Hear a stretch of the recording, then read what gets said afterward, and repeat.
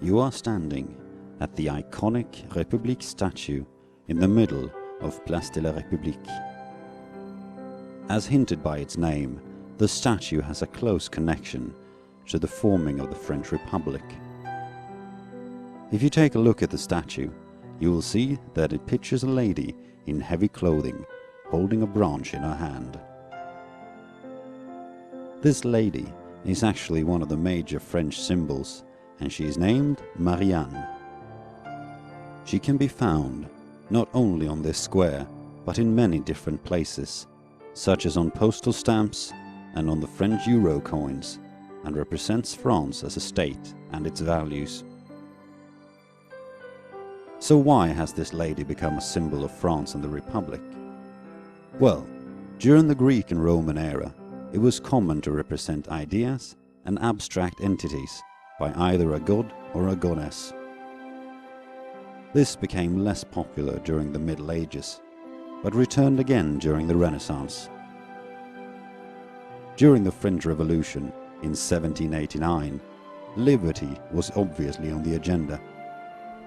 Instead of representing liberty by a god or a goddess, it became represented by an ordinary woman standing up for her rights.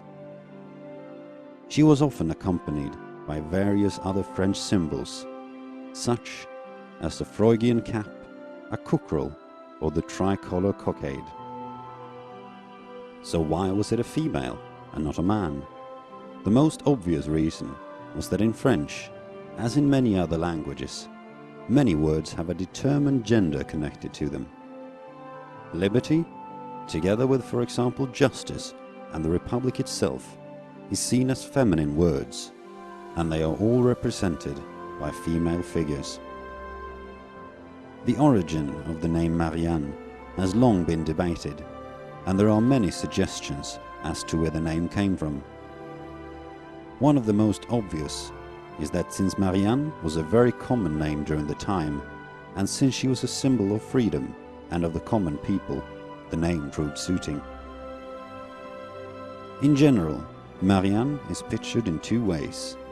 Sometimes she can be seen as fighting victoriously, often with bare breasts, wearing the Freudian cap and some other French symbol.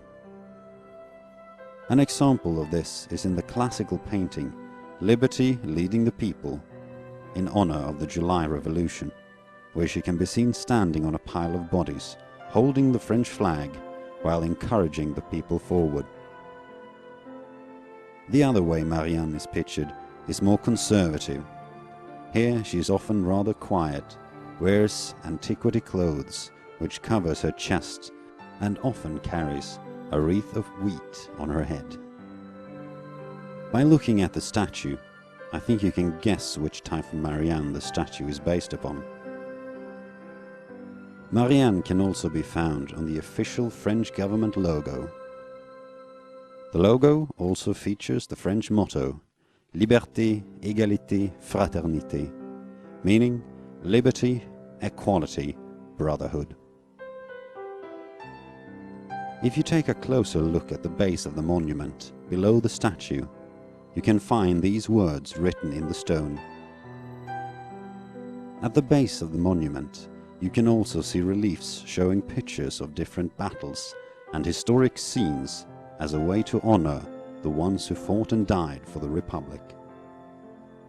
The monument itself was built after a design competition had been held. The objective of the competition was to create a grand new monument as a way to celebrate the newly created French Third Republic and to honor the former republics. The competition was won by two brothers, Leopold and Charles Maurice. The former was responsible for the creation of the statue, whereas the latter created the base. The monument was inaugurated first in 1880, but with a gypsum model on top. Later, in 1883, it was inaugurated a second time, and this time with the final bronze version on top, the very same that still stands today.